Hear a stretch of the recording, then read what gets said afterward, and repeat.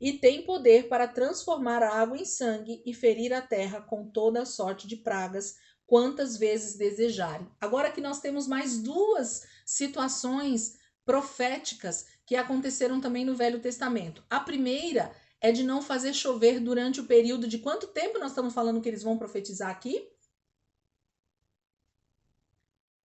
3 anos e 42, meio. 42 meses ou 1260, que dá 3 anos e meio. Quanto tempo foi mesmo que Elias fez a chuva parar lá em 1 3 Reis? anos. 3 anos, né? Então, mais uma vez, a gente tem aí uma palavra profética falando a respeito do mesmo espírito de Elias, da mesma forma de agir profeticamente de Elias. Então, ele faz também cessar a chuva. Mas aí tem uma outra profecia que vem em seguida, né? Versículo 6: estes homens têm poder para fechar o céu, de modo que não chova durante o tempo em que estiverem profetizando. E tem poder, ó, segunda parte, para transformar a água em sangue e ferir a terra com toda sorte de pragas, quantas vezes desejarem. Quem feriu a terra com vários tipos de pragas, inclusive fazendo a água se tornar em sangue? Moisés. Moisés. Né? Então, a maioria dos profetas, ou dos teólogos e das pessoas que leem esse texto, algumas vão para essa linha de que tanto Moisés quanto Elias vão ressuscitar nesse momento dos últimos 3 anos e meio da grande tribulação, e eles vão entrar em Jerusalém, eles vão entrar na Cidade Santa para profetizar nesses últimos tempos para Israel, principalmente, a volta de Jesus. Então é como se eles voltassem realmente, literalmente ressuscitassem, e Deus é poderoso para fazer isso. Por isso que eu não excluo, mas não é a minha linha principal. Eu não excluo, estou falando aqui para vocês que eu não excluo essa possibilidade, porque a palavra está dizendo de sinais e de uma forma profética que justamente nos remete para esses dois homens do Antigo Testamento, Moisés e Elias, ok? Mas eu não fico 100% com essa teologia ou com essa forma de pensar. Por quê? Porque era dizer que dois homens iriam conseguir pregar durante 3 anos e meio para muita gente. Então, e eu não acredito que Deus queira só alcançar durante esses 3 anos e meio a nação de Israel, ainda que Deus possa trazê-los para fazer esse trabalho profético ali em Jerusalém, e com os judeus e com as 12 tribos e com tudo que Deus queira fazer na Terra Santa, e pode ser, mas a terra vai precisar ser alcançado com essa profecia também, porque não foi o que João profetiza no último versículo do capítulo 10, quando o rolo fica amargo no estômago dele. O que a palavra diz no versículo 11 do capítulo 10? Então me foi dito, é preciso que você profetize de novo acerca de muitos povos, nações, línguas e reis. Então, a profecia que está sendo liberada aqui, que João come desse rolo e que muitos profetas têm comido desse rolo também, de falar sobre os últimos dias, de falar profeticamente sobre a volta de Jesus, vai falar de povos, tribos e várias nações e vários reis. Então, não se limita somente a Jerusalém, a Israel, mas abre esse leque para todas as nações. Então, eu não consigo acreditar que é exatamente Moisés e Elias, porque na verdade eles teriam que ter muito mais tempo, ou eles teriam que realmente ter aí uma maneira de profetizar, de falar dos últimos dias, de falar sobre arrependimento para muitas pessoas, tá? Mas eu não descarto, porque eu acredito que Deus pode fazer isso sim. Por que eu falo isso também? Vamos analisar juntos aqui. Tanto Moisés quanto Elias, como mais um ou outro só no Antigo Testamento, a gente vê um relato de que Elias foi levado aos céus arrebatado, ok? Então não houve morte física, literal para Elias, certo? Seu corpo foi transformado e levado aos céus pela carruagem lá, que a gente vê essa passagem também sendo ministrada durante todos esses anos aí, a gente ouve muitas palavras. Então Elias foi transladado, Elias foi transformado e levado para Deus, ok? Então ele já tem o seu corpo transformado, ele já foi, ele já sofreu a ressurreição que nós vamos sofrer nos últimos dias, tá? Então ele já teve o seu corpo transformado e já está com Deus. E Moisés, a palavra fala que ninguém encontrou também o corpo de Moisés. Ele não foi encontrado para ser enterrado. Então a palavra diz que não há vestígios do corpo de Moisés. Então a gente pode acreditar também que o Senhor levou Moisés para ele? Pode, ok? Deus pode ter também transformado Moisés, ressuscitado Moisés, e Moisés também está com o Senhor. Então, pensando nessa linha de que esses homens foram arrebatados já, eles não estão mais simplesmente mortos num túmulo, eu posso acreditar que Deus vai trazer sim, ressuscitado Moisés e Elias para esses últimos dias na terra, ok? Pela profecia que está dizendo e pelos relatos que a gente entende do Velho Testamento. Mas Elisângela, lá nós lemos no versículo 3, vamos voltar lá. Darei poder às minhas 2 testemunhas e elas profetizarão durante 1260 dias, vestidos de pano de saco. Aí ele fala quem são as 2 testemunhas. Estas são as 2 oliveiras e os 2 candelabros. Opa! Então aqui entra numa outra linha de entendimento que a gente pode analisar, porque a palavra está dizendo aqui para nós. Então ele está dizendo que essas 2 testemunhas são as 2 oliveiras e os 2 candelabros, ok? Que estão diante do Senhor. Candelabro fala do que aqui no Apocalipse? Quem fala para mim? Qual é a representação dos candelabros? Jesus está sempre à frente. Está sempre iluminando a frente. Não, o que é o candelabro no Apocalipse? É isso mesmo, ele está sempre iluminando a frente. Mas o que é o candelabro? A representação do candelabro, lá que nós lemos no capítulo 2, né? 1 ou 2 ali. Jesus está no meio dos 7 candelabros. E o que são os 7 candelabros? A igreja. A igreja, tá? Então são as 7 igrejas que nós lemos lá e estudamos sobre as 7 igrejas. Então, candelabro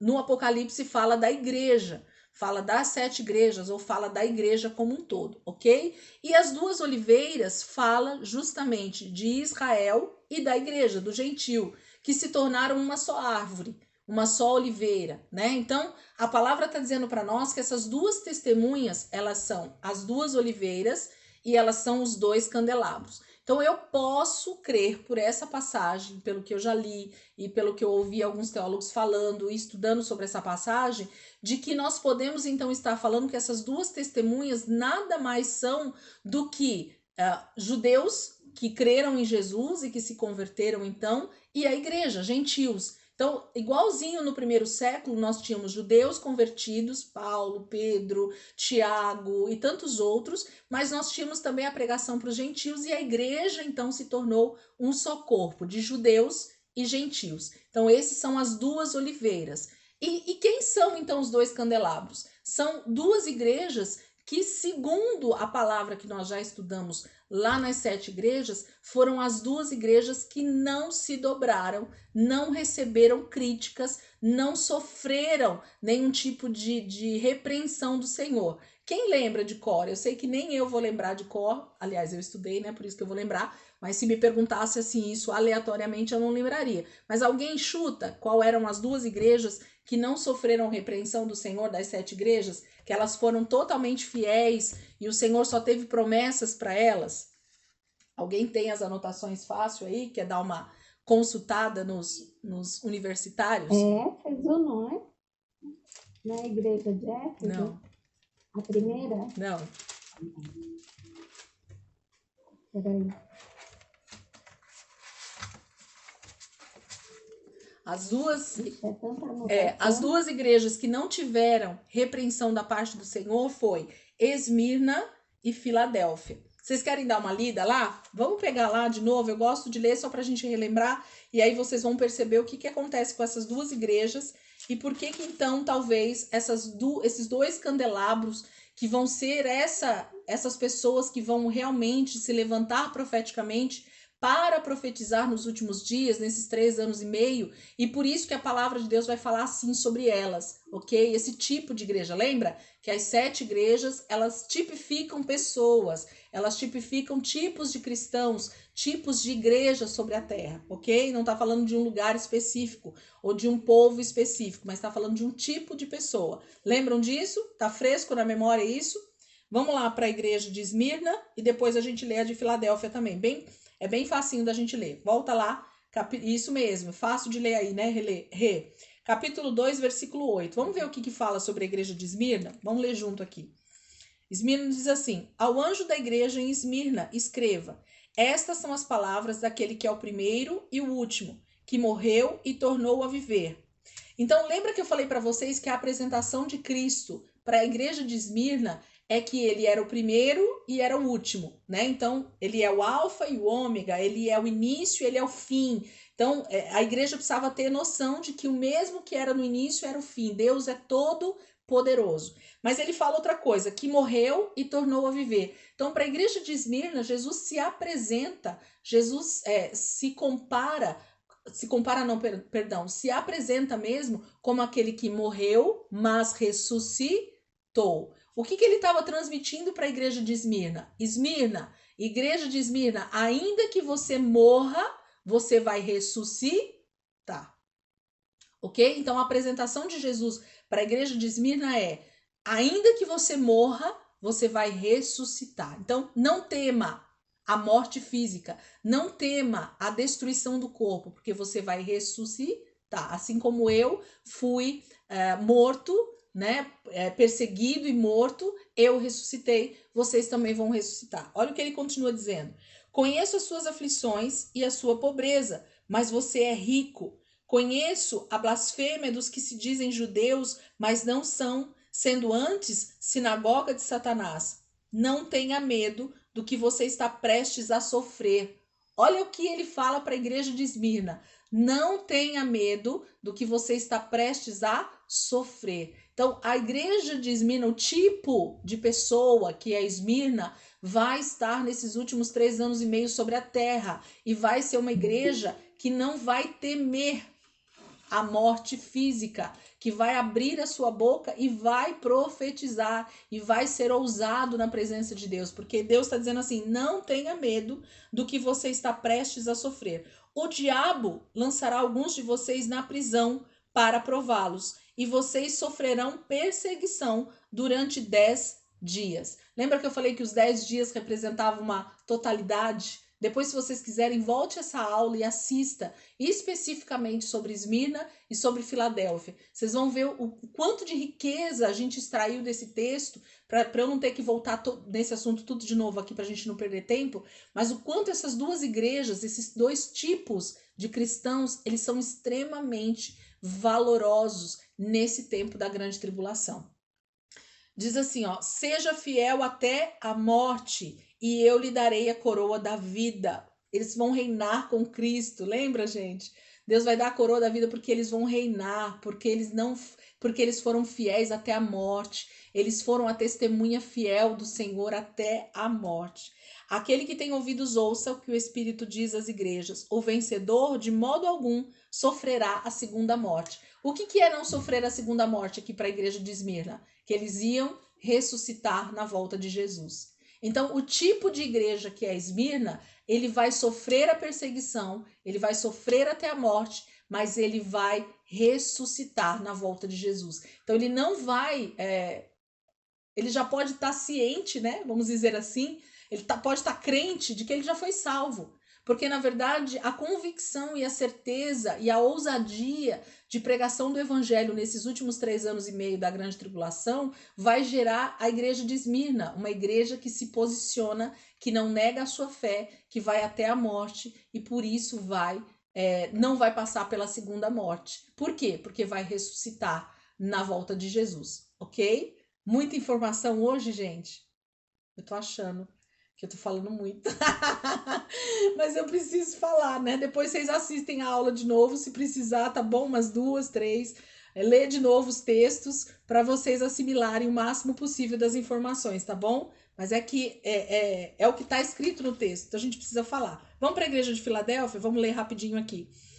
Capítulo 3, versículo 7. Diz assim a igreja de Filadélfia: ao anjo da igreja em Filadélfia escreva: estas são as palavras daquele que é santo e verdadeiro, que tem a chave de Davi. O que ele abre, ninguém pode fechar, e o que ele fecha, ninguém pode abrir. Então a apresentação de Cristo para Filadélfia é: eu sou aquele que restaura todas as coisas, né? Aquele que tem o poder de abrir o reino dos céus e de fechar o reino dos céus para aquele que eu quero vai entrar e aquele que eu não quero não vai entrar. Por quê? Por causa da justiça de Deus, ok? Então, para a igreja de Filadélfia, ele está sendo claro em dizer que nós precisamos nos posicionar.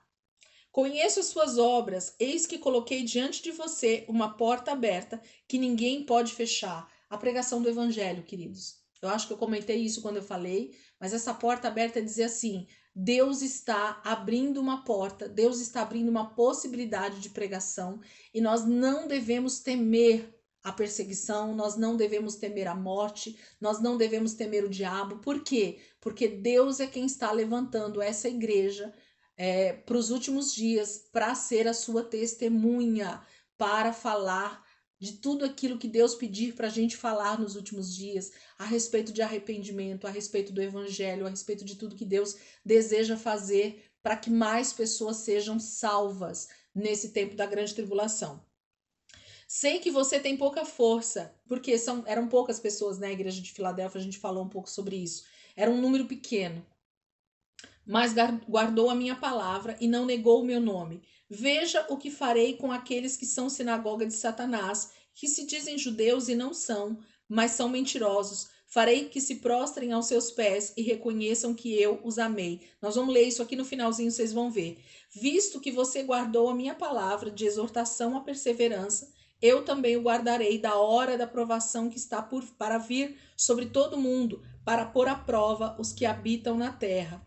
Venho em breve, retenha o que você tem, para que ninguém tome a sua coroa. Farei do vencedor uma coluna no santuário do meu Deus, e dali ele jamais sairá. Escreverei nele o nome do meu Deus e o nome da cidade do meu Deus, e a nova Jerusalém, que desce dos céus da parte de Deus. E também escreverei nele o meu novo nome. Aquele que tem ouvidos, ouça o que o Espírito diz às igrejas. Então, assim, essa questão de trocar a identidade, né? Lembra que a gente falou da igreja de Filadélfia? Nós vamos ter uma identidade de noiva. Jesus é nosso marido, nós somos filhos de Deus. Então, a igreja de Esmirna e Filadélfia foram as únicas duas igrejas que não sofreram nenhum tipo de repreensão, porque não se dobraram, não se deixaram levar, não se contaminaram com o sistema que estava ocorrendo no mundo. Então, esse tipo de igreja muito provavelmente vai ser a igreja que vai se levantar nos últimos dias como essas duas testemunhas. Estão vendo como a gente consegue extrair muito mais da palavra, ainda que tudo que eu já falei até aqui pode acontecer? Pode ser Moisés e Elias? Pode. Mas a palavra está dizendo que as duas testemunhas são as duas oliveiras, Israel e os gentios, né? E a igreja que foi salva. E também os dois candelabros. Então, separa dos 7, separa 2, que a gente pode entender que são essas duas igrejas que não se deixaram contaminar durante a grande tribulação, não se deixaram levar, né, pelo falso profeta, pelo anticristo e todas as outras coisas que a gente viu que nas outras igrejas tiveram problemas, né? Deus estava repreendendo para que essas pessoas se convertessem, para que elas não se deixassem levar pelo falso profeta, pelos nicolaítas, pela profecia de Balaão, né? E tantas outras coisas que a gente viu nas 7 igrejas. Quiser dar uma lida depois ou ver de novo os vídeos, vejam, já está disponível lá no YouTube. Vê os vídeos novamente sobre as igrejas, vocês vão ver quanta riqueza a gente vai extraindo disso tudo. Vamos voltar aqui para o texto, capítulo 11. Acabou a aula, né, gente? Meu celular não tocou, porque será? Acho que eu tirei. Posso terminar o capítulo 11 aqui com vocês, apesar de que tem bastante coisa. Mas eu vou terminar só o raciocínio aqui e a gente já finaliza, tá bom? Acho que eu tirei o despertador, por isso que não tocou. Vamos lá. Versículo 7. Então, vocês entenderam que... deixa eu só falar algo também. Eu falei que pode ser Moisés e Elias, mas que a palavra está dizendo para nós aqui que existem 2 tipos de pessoas, né? As duas oliveiras, os gentios e a igreja, e tipifica também Esmirna e Filadélfia. Então, Deus está falando de pessoas que realmente vão estar totalmente disponíveis e não ter medo, né, da perseguição e da morte, e vão ser as suas fiéis testemunhas. E em que espírito essas pessoas vão profetizar? Com que ousadia elas vão profetizar? com o mesmo espírito, com a mesma ousadia, com a mesma intrepidez que Moisés e Elias. Porque vocês percebem que o texto vai falar sobre os mesmos sinais e prodígios que esses profetas tiveram no Antigo Testamento. Então, essa questão de abrir a boca e descer fogo do céu para consumir os inimigos. Então, diz sobre juízo de Deus que essas testemunhas vão falar, que essas testemunhas vão profetizar. Então, a ira de Deus está acontecendo. Lembrando, o que está acontecendo nesse período aqui que a gente está lendo tudo isso? Está acontecendo os 7 selos sendo desatados, as 7 trombetas estão tocando, as 7 taças estão sendo derramadas, tudo está acontecendo sobre a terra, ok? Então nós temos o juízo de Deus acontecendo. Então vocês concordam comigo que essas duas testemunhas, ou essas, né, todas as testemunhas que vão abrir a sua boca, vão testemunhar de tudo isso que Deus está fazendo nos últimos dias, e cada vez que um juízo de Deus vai sendo derramado, ou uma trombeta vai tocando e o juízo de Deus vai sendo derramado, a ira de Deus, esses profetas vão dizer: vocês estão vendo o que Deus está fazendo? Se arrependam, ainda dá tempo. Entendem o que está acontecendo? Então, as testemunhas, elas estão profetizando a respeito do que está acontecendo. E conforme as coisas vão acontecendo, elas vão então testemunhando do que Deus está fazendo para que as pessoas se arrependam no contexto dos últimos dias. Amém? Vamos terminar aqui o versículo 7. Quando eles tiverem terminado o seu testemunho, a besta vem do abismo, os atacará, e irá vencê-los e matá-los. Então a palavra de Deus vai dizer para nós que depois que acabar esses 3 anos e meio, nós vamos ver um pouco mais à frente exatamente esse texto e o que vai acontecer quando o anticristo realmente tomar toda a força, né, do ódio, da ira dele sobre os cristãos, sobre a igreja na terra, sobre essas testemunhas. Ele vai vencer. Ele vai vencer em que sentido? No sentido da perseguição, no sentido da morte de muitos homens e mulheres de Deus que vão estar realmente testemunhando até a morte. Por quê? Lembrando novamente o primeiro século, ou toda a história da igreja. Muitas pessoas foram mortas pelo anticristo do seu tempo por causa da pregação do evangelho. Paulo, Pedro, Tiago, João, o próprio Cristo, os profetas do Antigo Testamento, muitos foram mortos justamente pelo testemunho da palavra.